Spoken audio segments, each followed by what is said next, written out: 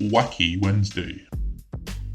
Enjoying Christmas traditions with family is a must every year, although not all families do things the same way. From KFC in Japan to tying your mother up to a chair in exchange for presents, to feeding a log of wood, we take a look at 20 bizarre Christmas traditions from around the world. Number 20. KFC in Japan. A testament to KFC's marketing team, they somehow managed to get the entire country of Japan to consider their chicken a holiday staple.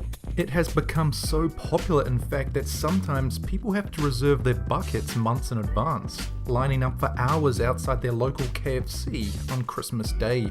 Some people supposedly spend the whole day waiting in line on the special day, neglecting their loved ones just for a few buckets of chicken. Number 19. Straw devils in Germany. In Bavaria, they dress up in these super creepy straw devil costumes and run around in the streets scaring each other.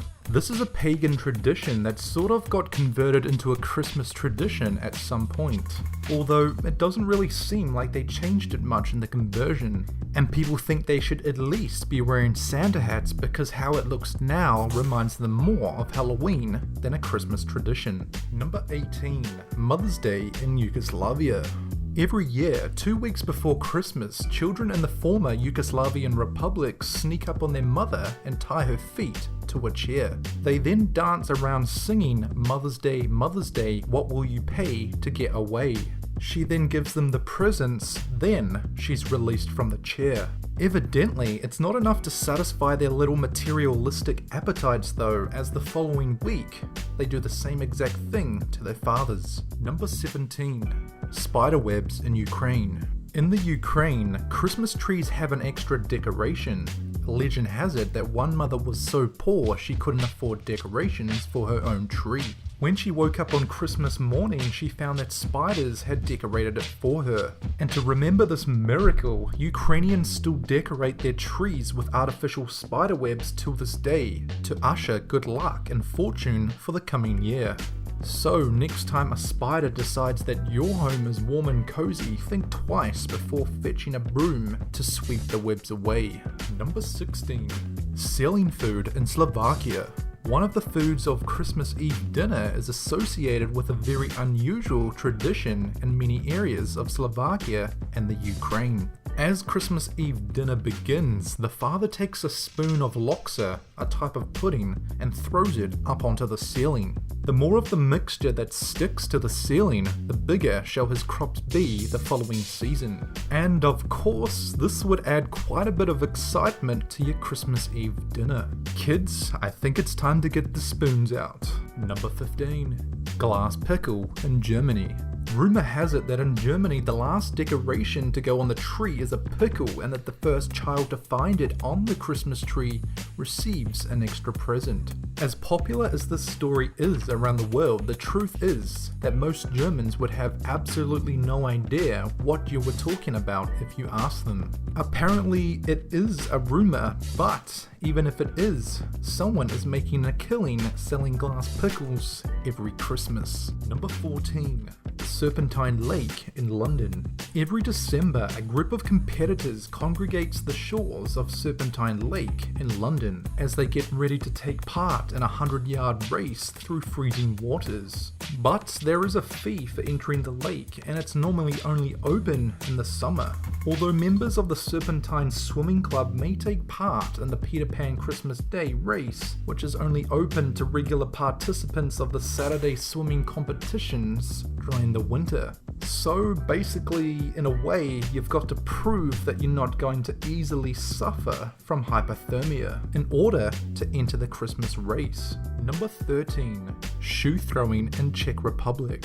Christmas Eve in the Czech Republic is supposedly a single lady's chance to find out what her future holds. Standing outside her front door, if she throws a shoe over her shoulder and it lands with the toes pointing towards her own door, she'll be married within a year. But you can only imagine the tens of thousands of shoes blocking the roads and the sidewalks throughout the city come Christmas Day. And apparently, Czech Republic has an increase in the sale of shoes in the weeks leading up to Christmas. Number 12. Goat burning in Sweden. In Sweden's town of Gävle, a huge goat is constructed every year from straw, and every year vandals try to burn it down. For whatever reason, nobody seems very good at policing the whole ordeal, because the goat has only survived 10 times over the holidays, and this has been going on for decades. But only 4 people have been prosecuted over that time. However, the tradition continues despite all of this. Number 11. KAGANER. In the land of Catalonia, Spain, is a figurine depicted in the act of defecation, appearing in the nativity scenes in Catalonia and neighbouring areas. The exact origin of KAGANER is unknown, but the tradition has existed at least from the 18th century. Basically, it's a figurine of a guy or girl pooping, a fun spectacle for Christmas, especially for children. Number 10. La Befana in Italy. Every year in Italy during the festival of Epiphany, an old witch known as La Befana walks through the village streets giving gifts to children. In popular folklore, Befana visits all of the children in Italy on the eve of the feast of the Epiphany to fill their stockings with candy and presents if they are good, or a lump of coal or dark candy if they are bad. The child's family typically leaves a small glass of wine and a plate of food for the Befana. Number 9. KALLIKANTZAROI. According to Greek folklore, these subterranean goblins come up to the surface once every year during the 12 days of Christmas. During the rest of the year, they stay underground, soaring away at the world tree so that it will collapse and the earth along with it. When they are just about to make their final cuts, however, Christmas comes around and they forget their original mission as they surface to terrorize humanity. After Christmas though, they return to their underground dwellings only to find that the tree has healed itself, so they must begin their sinister work again. Obviously this is a Greek belief, more so than a Greek tradition, but it's interesting all the same. Number 8. Mummy knockers in Latvia. During Christmas in Latvia, people dressed in mummy costumes travel up and down the streets of their own neighbourhood and knock on the doors of every household. Each household will then give these mummies a treat in return for a blessing. I guess you could say it's very similar to Halloween in America during October, but done on and around Christmas Day in Latvia. That's one way to get extra snacks. Number 7. St. Mikulas Day in Czech Republic. St. Mikulas Day is when trios of people dressed as an angel, devil, and St. Nicholas walk around handing out candy to children who sing a song or recite a poem. Later, when people have house parties, the devil covered in coal will show up in Santa's place, thus terrifying little children. The children must sing a song for the devil to prove that they have been good, otherwise they get a potato and the devil threatens to take him back to hell in his potato sack. We don't think anyone knows what potatoes have to do with sin, but we do know nobody wants a potato for Christmas. Number 6. Norwegian brooms. You won't find any brooms lying about over Christmas in Norway. Norwegians believe that Christmas Eve coincides with the arrival of evil spirits and witches. And of course, witches like to ride brooms, so the Norwegians hide all the brooms before heading to bed. Makes perfect sense. Number 5. LWYD in Wales. LWYD, meaning Grey Marie in English, is a Welsh tradition involving a person covered in a white sheet while holding a horse's skull on a pole. The jaw is usually spring-loaded, so as they walk around town, the LWYD snaps at people and wreaks havoc. Too bad it looks more like a Halloween costume than anything else. I'm sure this would freak kids out around Christmas time. Number 4.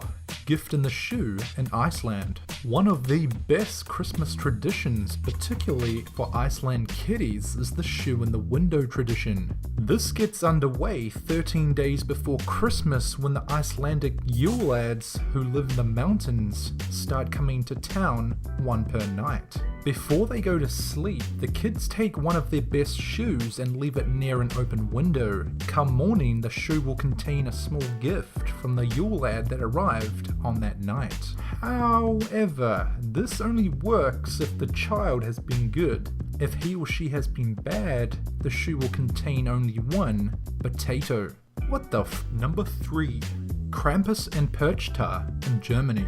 In most places, if the children are bad, they get coal, not in the Alpine countries. Here St. Nicholas is accompanied by 2 demonic figures who certainly look the part. Krampus, children are told, will put them in a sack and drag them off to hell if they have been bad. But that's only if you're lucky. It's a bad day when PERCHTA gets her hands on naughty children because she allegedly will rip open their abdomen, pull out their guts, and stuff them with straw. Once again, a belief in Germany, not a tradition, I hope. Number 2. Tio de Nadal in Spain. One of the most bizarre traditions on this list is that every year on December 8th in Catalonia, children begin to feed a log that the family keeps in their home, feeding a piece of wood food. It sounds crazy, but that's not all. They also cover it up so it doesn't get cold, and then on Christmas Eve, all of the children begin beating the log so that it will poop out their presents. Yes, they beat the log so that it will poop out their Christmas presents. Number 1. Declaring war in North Korea. Although North Korea is a firm atheist state as mandated by its communist government, their party-crashing leadership has its own way of celebrating the holidays by threatening to declare war. When South Korea built a Christmas tree near the border in 2010, the North threatened to shoot it down because it was nothing more than propaganda. North Korean border towns don't have the luxury of electricity, and seeing a huge tree with millions of lights on it from across the border might convince people that South Korea is the better place to live. Which really would make this one of the most bizarre Christmas traditions to have existed from around the world.